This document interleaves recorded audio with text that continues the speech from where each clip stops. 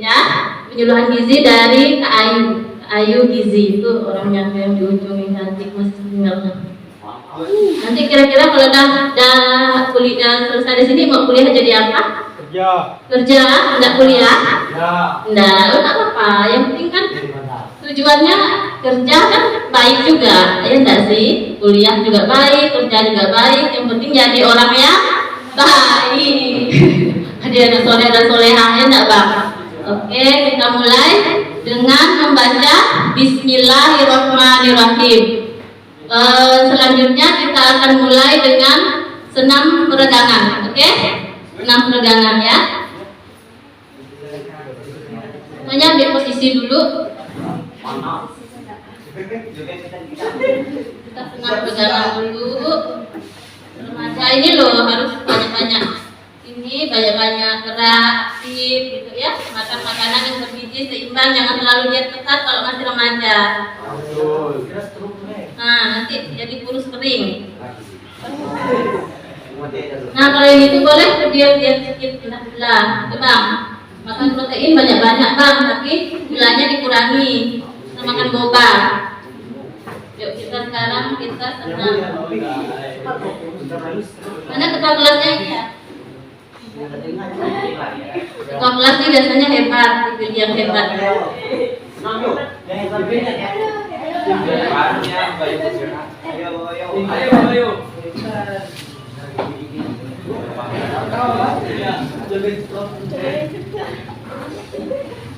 Dengar lagu Kum Anta enggak? Hah? Ya, kita pakai Kum Anta. Senam peregangan, oke? Senam peregangan ya. Semuanya ambil posisi dulu. Kita senam dulu. Remaja ini loh harus banyak-banyak. Ini banyak-banyak gerak, aktif gitu ya. Makan makanan yang bergizi seimbang yang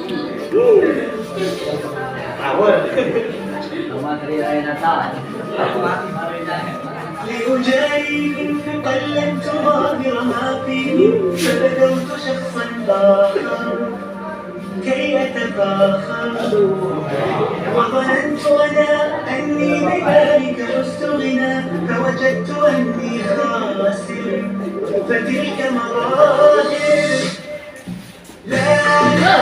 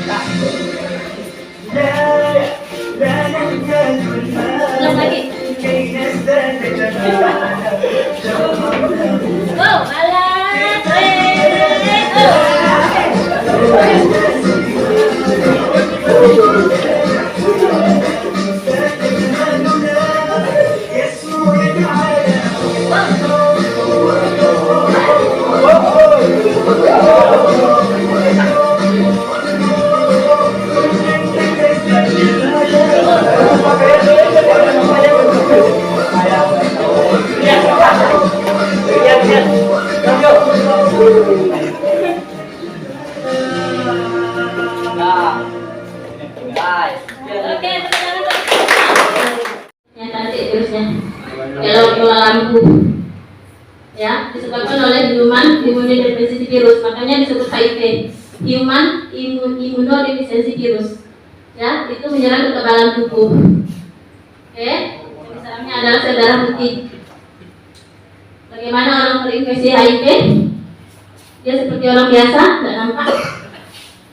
Seperti orang biasa, makan minum biasa, jalan, dia tetap cantik. Kalau masih HIV, ya, nah tidak bisa dilihat dengan penampilan fisik.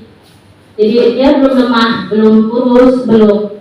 Kalau masih baru terinfeksi, semua orang bisa terinfeksi HIV jika perilakunya bersiko tanpa membeda-bedakan usia, jenis kelamin, agama, ras, pendidikan, pekerjaan. Jadi orang yang ilmunya berpendidikan tinggi belum tentu dia tidak bisa terkena HIV kalau dia tidak paham dengan HIV, ya, penularan, pencegahannya. Pengidap HIV akan tampak sehat 5-10 tahun. Jadi kalau tahun ini kena, 10 tahun ke depan atau 5 tahun ke depan paling sedikit dia mulai terkena infeksi. Jadi waktu pas kena dia belum 5 tahun masih sehat saja, ya. Walaupun tampak sehat, pengidap HIV dapat menularkan virus. Misalnya si A ini HIV, ya, dia masih sehat. Ketika dia menularkan virus pakai jarum suntik berganti-gantian atau berhubungan seks dengan pasangannya tertular. Walaupun dia belum terinfeksi, tapi dia sudah, walaupun dia masih sehat, ya, tapi dia kan sudah ada terinfeksi. Oke, paham? Saya nggak cepat kan jelaskannya? Tidak, ya. Nah, SMA biasanya udah ini ya, pikirannya nangkapnya bagus. Pada SMP kan pelan-pelan, melengok, apa itu? Beda dong ya. Bagaimana HIV menular melalui darah? Ini penggunaan alat suntik narkoba secara bergantian atau tidak steril, transfusi darah, ya, tuh tindik satu yang tidak steril karena habis tindik darah, kena darah, tindik tidak disterilkan, ada bekas darah, tindik lagi dengan yang satunya, kena juga, ya, pisau cukur. Nah ini kalau cukur, tempat orang tukang cukur ditanya itu baru enggak Pak cukurnya, ya, kalau enggak usah cukur sendiri aja. Oke? Karena cukur itu satu media yang bisa menularkan. Bagaimana HIV menular melalui perpindahan jalan tubuh ini? Melalui ini saya rasa udah belajar semua ya, vagina, penis sudah tahu ya. Tidak perlu kayak anak SMP kalau dia pengen penis membawa mereka. Kita di sini belajar bisa reproduksi, jadi gak usah ada yang tabu ya. Melalui vagina, penis, anal, oral seks. Kalau ada yang terinfeksi, walaupun tidak memasukkan ke dalam alat kelamin, pakai oral dia bisa tertular. Tapi sekitar mulut kita banyak cairan yang masuk langsung ke pembuluh darah. Makanya obat dalam lidah itu cepat responnya karena banyak pembuluh darah. Itu juga dengan virus HIV. Ini juga dari ibu ke bayinya selama proses persalinan normal. Makanya oleh ibu yang hamil diperiksa oleh puskesmas, dideteksi darahnya apakah ada HIV. Kalau ada, dia akan ditangani secara khusus. Dan persalinan juga tidak bisa normal, harus sesar kalau HIV, ya. Makanya itu tujuannya ibu hamil screening HIV. HIV masuk ke dalam tubuh, terinfeksi, kemudian dia belum ada gejala. Tahap 2, HIV positif tanpa gejala. HIV berkembang biak, berefleksi namanya, berefleksi dia. 1 jadi 2, menggumpal dia kayak bola salju. Berefleksi. 1 jadi 2 jadi 4 jadi 6, kayak gitu ya, seterusnya. Tampak sehat selama 5 tahun. Tampak sehat dia, belum ada gejala. Nah ini sistem kekebalan tubuh semakin menurun kalau yang ketiga ya. Ini setelah 5 tahun ini pembengkakan kelenjar limfe, diare terus menerus, berat badan turun drastis. Berat badannya tuh turun drastis gini loh, diare terus lemas, bukan karena dia diet atau apa ya, kan beda. Wajah yang diet itu dengan wajah yang sakit kan beda kan, bisa kita bedakan. Dia lemas, kurus, kering badannya, kayak tak berdaya dia. Sistem kekebalan tubuh semakin turun ya. Yang ini, yang keempat ini kondisi kelembapan sangat lemah, pada penyakit oportunistik semakin parah. Ini keempat kelima. Dia menyerang semua ini, otak, limfe, perut, kaki, jadi semua diserang. Otak dia tidak sinkron ngomong. Makanya orang HIV suka kalau ada HIV itu sekali marah-marah keluarganya. Oh ini ngerepotin orang, dia tuh udah tidak sadar, udah tidak sinkron otaknya, jadi gerogoti virus. Ya, kelenjar limfe, terus diare, kena pencernaannya itu diare terus menerus sampai kurus kering, terus di kulitnya tuh melepuh-lepuh semua nih. Udah menjijikkan lah, masya Allah, naudzubillah, semua naudzubillah. HIV itu ya, kalau ada stadium AIDS itu pun meninggalnya pun kayak tengkorak hidup. Pokoknya jangan. IMS ini, IMS adalah infeksi menular seksual. Dia menular dari seperti apa IMS ini ya? Ini masuk ke IMS dulu. Salah satu cara penularannya hubungan seksual. Tunggu ya.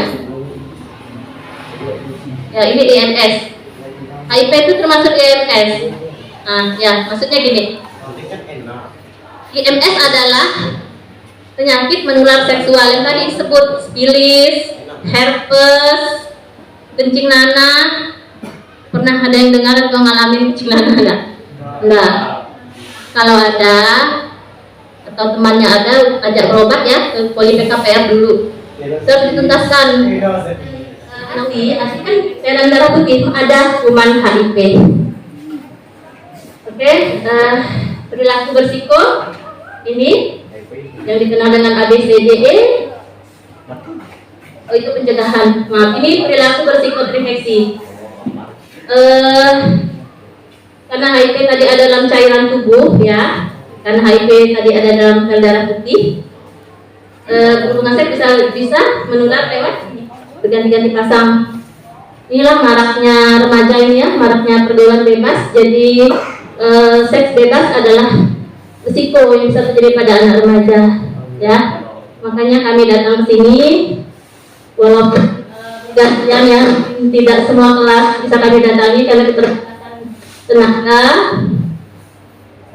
Jadi yang penting ada kami menyampaikan, mungkin kalian bisa menyampaikan ke teman yang lain juga ya, tentang ini risiko tertular HIV dan hubungan seks.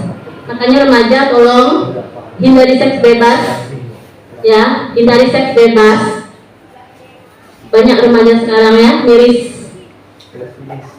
ya, miris kita sifilis, HIV. Sifilis itu jalan duluan, jalan mengantarkan ke HIV. Jadi tolong seks bebas. Kalau mau kawin bilang mamanya, mak aku mau kawin, terus sekolah lagi, dari pasangan yang sah ya. Tapi kalau bisa berusaha. Di sini kan mau jadi orang semua, ada yang mau kerja tuh abang tuh, ya bang kerja. Ini alat suntik nih, gantian nih, beli di apotik, dijual sama orang apotik alat suntik untuk nyuntik, dijual, memang dijual bebas, ganti-gantian dan nyuntikkan kawannya ini. Biasanya pada apa ini? Narkoba suntik. Ada narkoba sini? Kalau narkoba itu adalah sarjana terapan gizi yang bertugas di ruang gizi di Puskesmas Darah Juanti. Oke, Kak Ayu silakan. Ayo, beri dia W, beri dia O, beri dia W, beri dia O. Keren. Silakan Kak Ayu. Oke, materi saya ini nggak banyak, jadi sedikit aja lah ya. Jadi materi saya hari ini tentang cake. Sebelumnya ada yang udah tahu belum apa itu cake? Belum ya.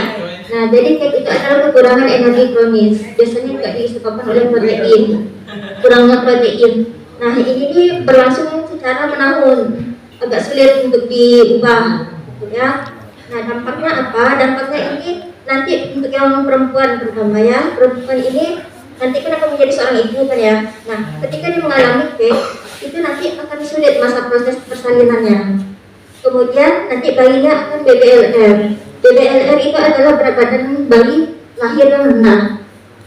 Normalnya itu kan batas akhir itu 2,5. Nah, bisa jadi nanti bayi yang lahir itu di bawah 2,5, gitu ya. Nah, penyebabnya apa? Biasanya kalau untuk yang perempuan ini penyebabnya suka ini penampilannya. Dia suka memperhatikan penampilan. Apalagi kalau yang suka nonton K-pop, nonton K-drama gitu kan.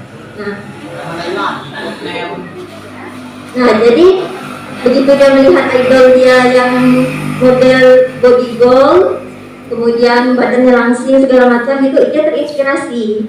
Dari inspirasi ini dia menjalankan diet. Dietnya apa? Biasanya intermittent fasting. Intermittent fasting itu adalah dietnya puasa. Pasti itu. Biasanya remaja putri itu kayak gitu. Jalan instannya dia melakukan puasa. Memang kalau kita jalankan puasa itu seminggu itu bisa turun sampai dengan 2 kilo. Itu pasti itu. Apalagi kalau makannya sehari cuma sekali, biasanya malam dia makan. Pagi dia tak sarapan, siang dia nak makan, malam aja dia makan. Itu kan kadang tuh hatinya aja. Nah itu memang turun dia sampai dengan 2 kilo. Ya, nah kemudian cara pencegahannya gampang aja. Cara pencegahannya itu hanya dengan pola hidup yang benar. Pola hidup yang benar itu makan yang mengandung karbohidrat, serat, sama protein hewani. Protein nabati juga boleh, tapi saya tidak terlalu menyarankan. Lebih baik itu protein hewani untuk kalian yang masih sekolah. Protein hewani itu banyak macamnya. Kalau memang tidak suka daging, bisa ikan. Kalau tidak suka ikan, bisa pakai telur. Ya, tapi lebih bagus disuka semuanya. Kemudian untuk karbohidratnya itu kan banyak macamnya. Tidak suka nasi bisa ganti kentang, tidak suka kentang bisa ganti dengan roti, tidak suka roti pakai ubi, tidak suka semuanya surah. Kemudian harus ada sayurnya. Nah, kalau buah ini opsional, buah ini kan agak mahal, ya kan? Jadi harus ada sayur. Banyak ini kan juga butuh serat.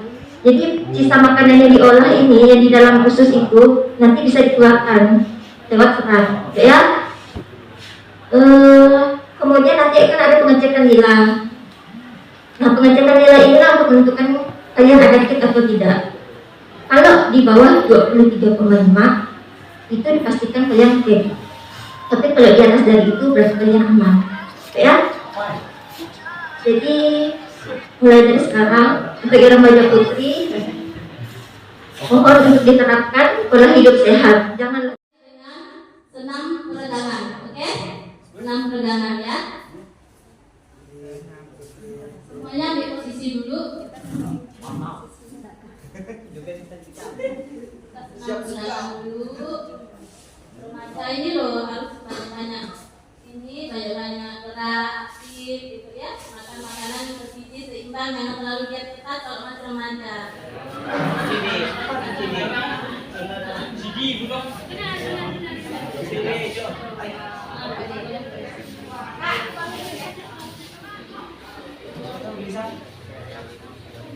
Kita bisa lakuin situ.